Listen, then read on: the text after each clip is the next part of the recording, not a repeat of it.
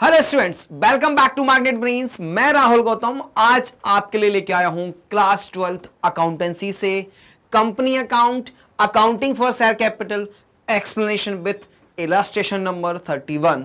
तो क्या एक्सप्लेन करने वाले हो सर? आज मैं एक्सप्लेन करने वाला हूं आपको accounting for shares issued other than cash. Other than cash मतलब क्या बात सर? हम शेयर्स इशू कर रहे हैं लेकिन कैश नहीं आएगा, बैंक में बैलेंस नहीं आएगा? नहीं आएगा। तो क्या आएगा? एसेट्स आ सकती हैं। कंपनी के लिए कोई सर्विसेज किसी ने रेंडर किया, उन सर्विसेज के बदले में भी कंपनी किसी व्यक्ति को कैश ना देते हुए शेयर्स इशू कर सकती है। ठीक बात है जी। चलो तो उसकी जर्नल एंट्रीज देखने वाले हैं हम, कैसे करना है, कैलकुलेशन हमें समझना पड़ेगा कैसे करना है, ये सब आज हम करने वाले हैं विथ इलस्ट्रेशन के साथ। ठीक है जी। तो बने रहिएगा पूरे वीडियो में, कहीं नहीं जाना। वीडियो को लाइक करना, शेयर करना ना भूलें, क्योंकि मैग्नेट ब्रेन से मिलता है कंप्लीट एजुकेशन फ्री। और मैं शुरू करता हूं आज की क्लास। आ जाइए। Shares issued for consideration other than cash मतलब क्या है?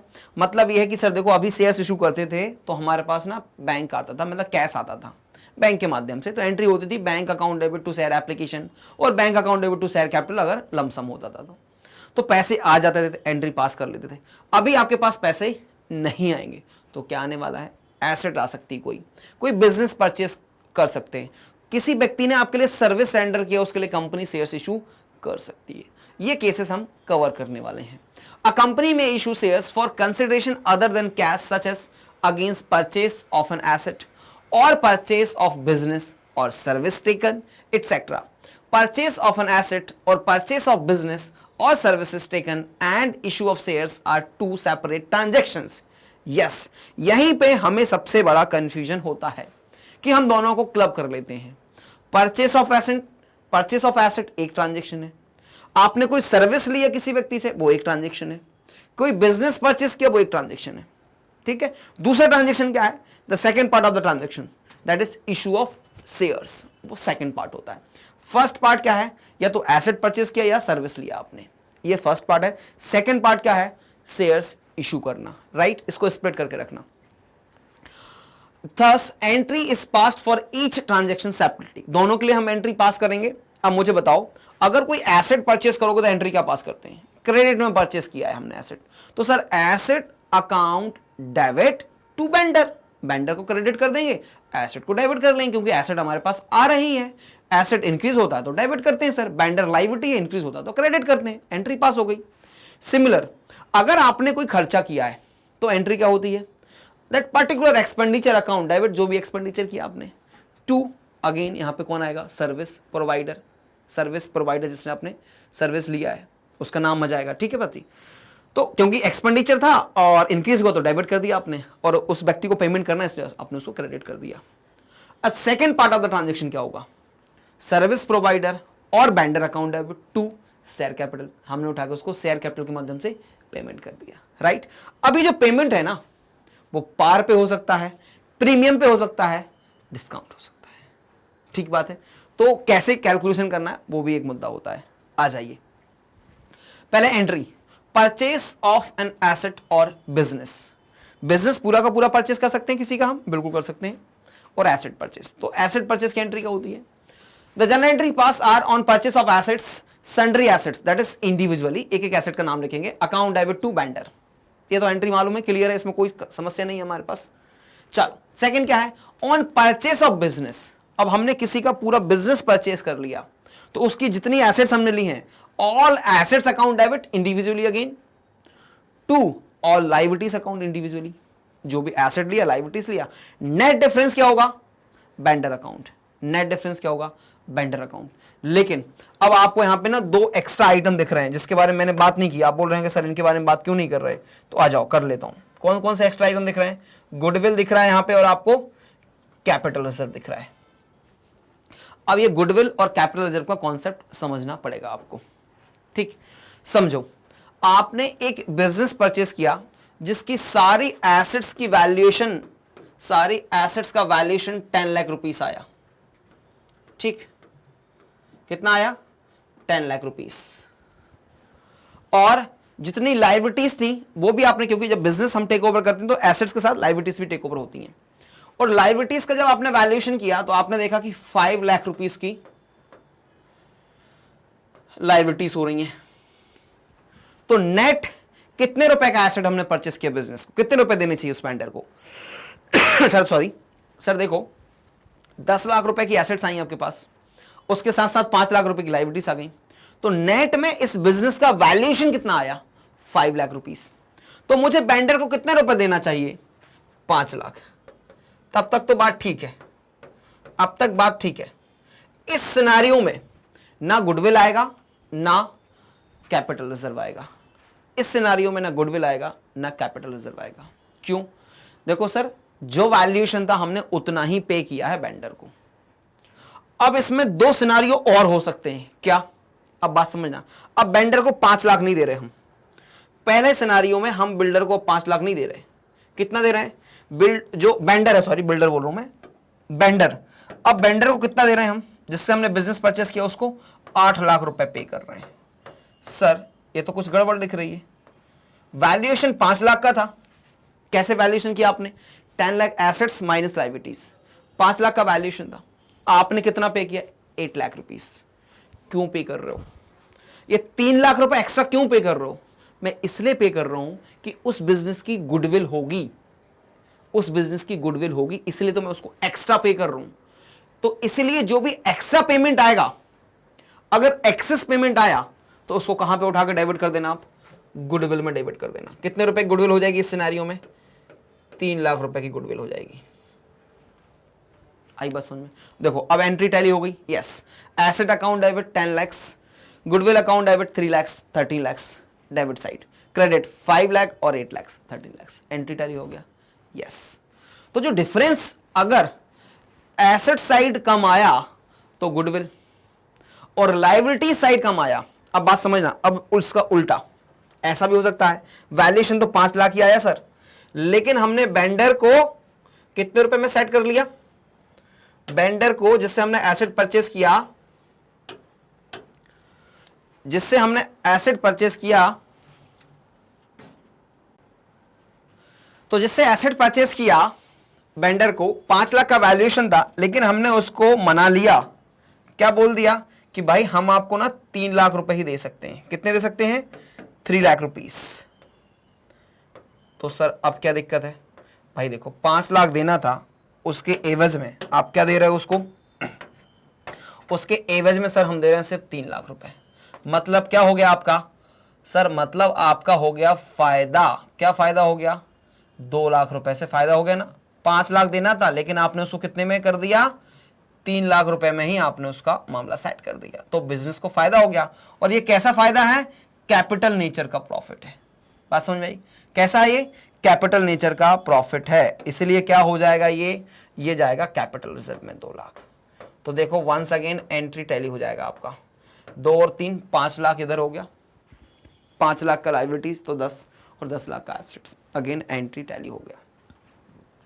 यहां पे कैलकुलेशन में दिक्कत जाती है गुडविल और कैपिटल रिजर्व, बस इतना ही ध्यान रखना है आपको। ठीक है, एंट्री तो हम पास कर लेंगे सर। ठीक, अब तो ये तो फर्स्ट पार्ट का एंट्री हुआ ना। सेकंड पार्ट में आपको क्या कैरी फॉरवर्ड करना है, कहां दिक्कत जाएगी आपको? सिर्फ वेंडर अकाउंट को जो भी पेमेंट करना उसको हम इक्विटी से ही सेटल करेंगे, मतलब कैपिटल से ही उसको सेटल करने वाले हैं। जितना वेंडर को पेमेंट करना था उस अमाउंट को ध्यान रखते हुए हम एंट्री पे मूव ऑन करेंगे। ठीक है जी, चलो तो एंट्री हो गई, बिजनेस परचेस की एंट्री हो गई। Yes sir. अब purchase consideration is the amount paid by purchasing company for purchase of assets business from other enterprise. Yes, it may be given in the question, otherwise it is equal to the net assets. Sundry assets minus sundry liabilities नहीं given, तो जो आएगा sundry assets minus sundry liabilities, जो अभी हमने check किया नहीं, कुछ नहीं लिखा तो वो लिख देंगे।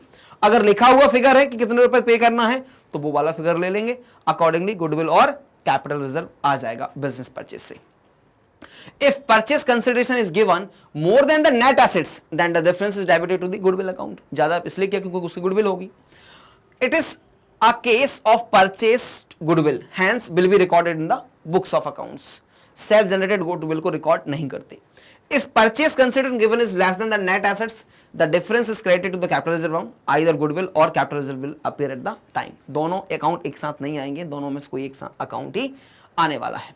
On issue of shares, second part of the transaction. Second part क्या है? If shares are issued to vendor at par. At par का मतलब क्या है? कि सर 10 रुपए का इक्विटी शेयर था और 10 रुपए में ही हमने उसको इशू किया है, 10 रुपए के शेयर्स को 10 रुपए में ही इशू किया है, ठीक।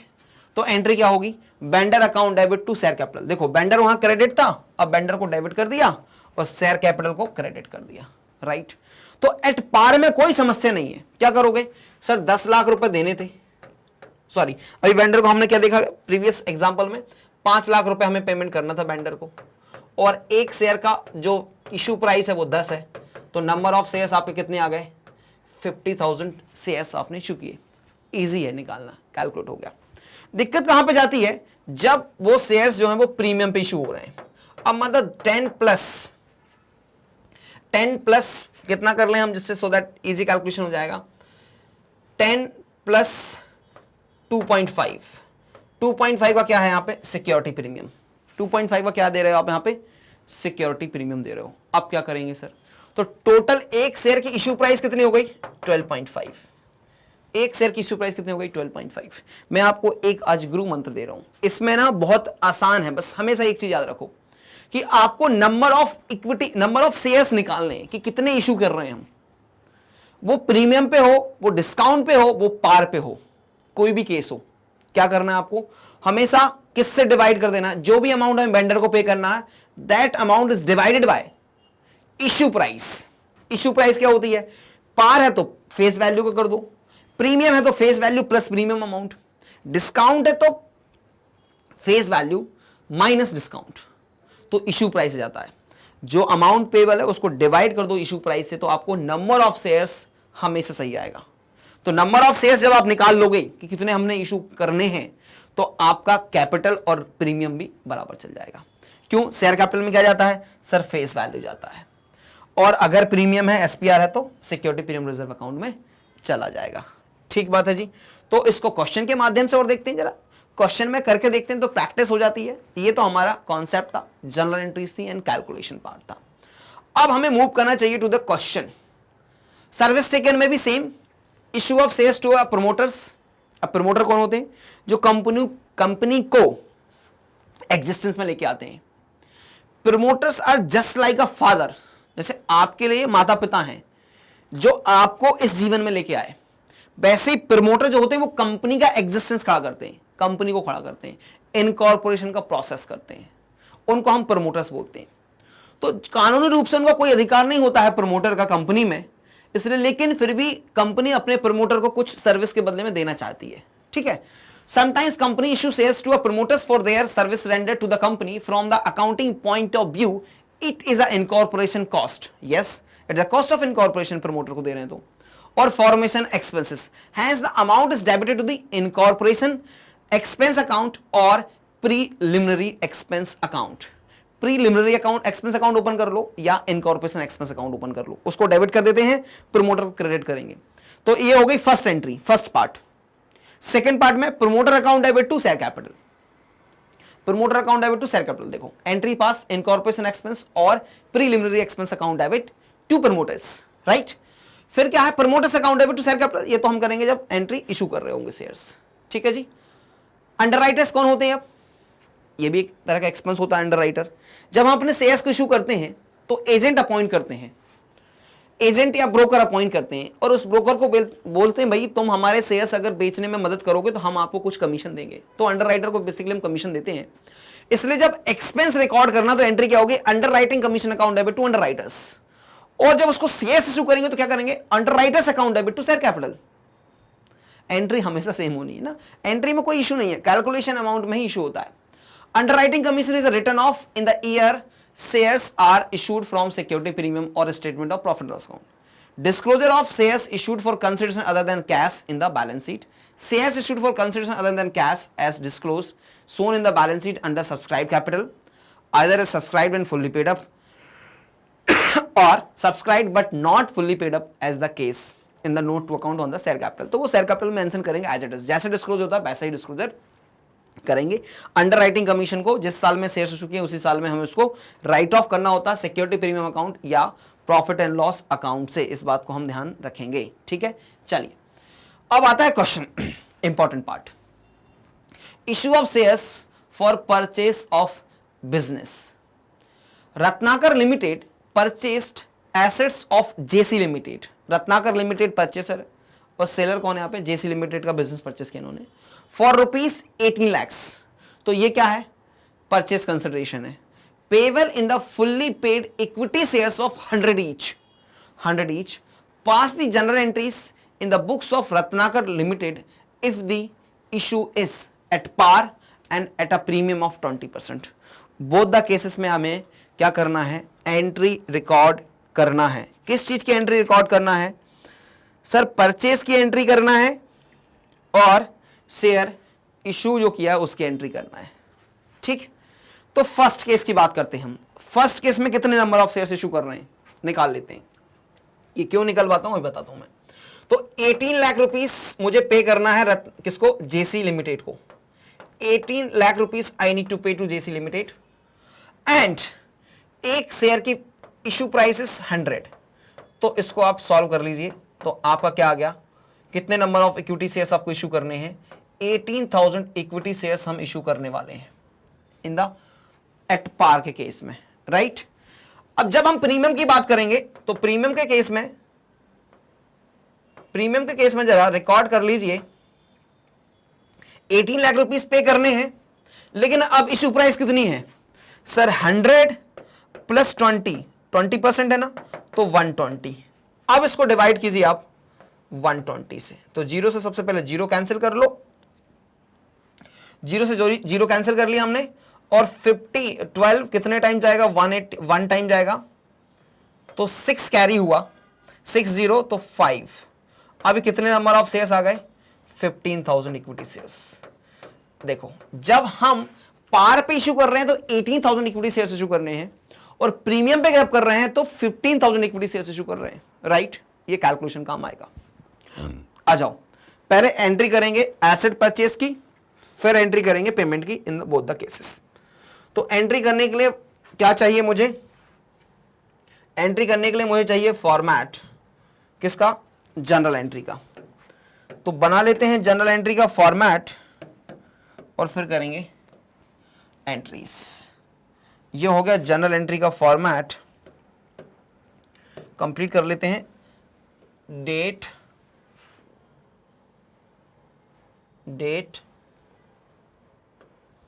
Particulars LF amount, debit amount, credit amount, right.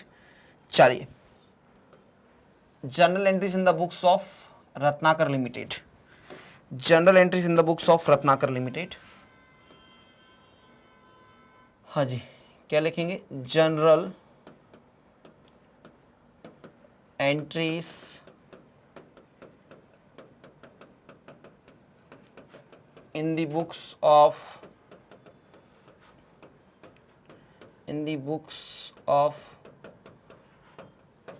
Ratnakar Limited, date, particulars, LF, debit amount and credit amount, right. Dates given है क्या, नहीं सर डेट्स नहीं गिवन। तो पहले एंट्री करते हैं एसेट परचेस। क्या होगा, सन्ड्री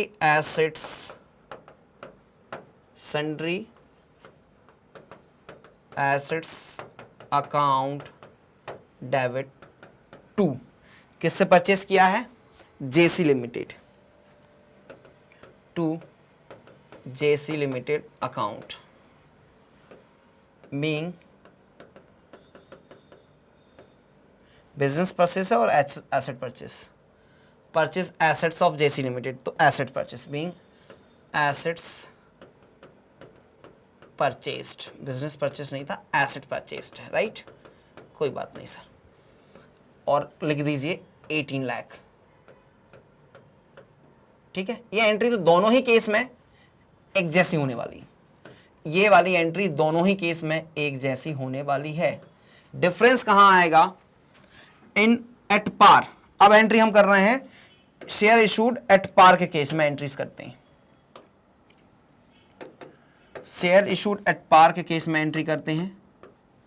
क्या एंट्री होगी, जेसी लिमिटेड अकाउंट को डेबिट कर लीजिए, JC limited account debit to share capital, to share capital account, amount again 18 lakhs और अमाउंट यहां भी 18 lakhs आएगा, ठीक। पेड या issued 18,000 shares at the rate 100 each, right. चलिए सर, इन सेकेंड सिनारियो अब एंट्री देखना क्या हो जाएगी। JC limited account debit, JC limited account debit to share capital, to share capital account, to security premium reserve account. Yes, कैसे आया sir, लिखो issued 15,000 shares at the rate 120 each, तो 20 रुपए क्या था, एसपीआर। अब देखो जेसी लिमिटेड में तो 18 lakhs एज इट इज जाएगा क्योंकि हमें डिस्चार्ज करना था उसका अमाउंट। अब शेयर कैपिटल में फेस वैल्यू जाती है तो 15,000 इंटू 100 कितना जाएगा, 15 लाख रुपीस जाएगा। हाँ, एसपीआर में 15,000 शेयर्स थे, एक शेयर पे 20 रुपए था, तो 15,000 इंटू 20 3 लाख रुपए का एसपीआर हो जाएगा, सिक्योरिटी प्रीमियम रिजर्व। आई बात समझ में। यह बन के तैयार हुआ आपका इलस्ट्रेशन नंबर 31 का कंप्लीट सॉल्यूशन। तो जल्दी से ले लीजिए screenshot, you must have taken the screenshot. यहां पे हम ये क्वेश्चन कंप्लीट कर चुके हैं और एक्सप्लेनेशन भी कंप्लीट हो जाता है, इसलिए क्लास को यहां पे किया जाएगा एंड। आप जानते हैं मैग्नेट ब्रेन्स पे मिलता है complete education free, quality content के साथ टॉप कोर्सेज की इंफॉर्मेशन इधर अवेलेबल होती है। नोट्स अगर आप डाउनलोड करना चाहते हैं डिस्क्रिप्शन बॉक्स में चले जाइएगा, लिंक गिवन है, नोट्स डाउनलोड कर सकते हैं। मेरे सारे वीडियोस की प्लेलिस्ट बना के डिस्क्रिप्शन बॉक्स में लिंक लगी हुई है, जाके वीडियोस को चेक कर लीजिए। अगर कोई डाउट है, कोई कंफ्यूजन है तो कमेंट करके बता दीजिए। वीडियो को लाइक करना, शेयर करना ना भूलें। Thank you so much.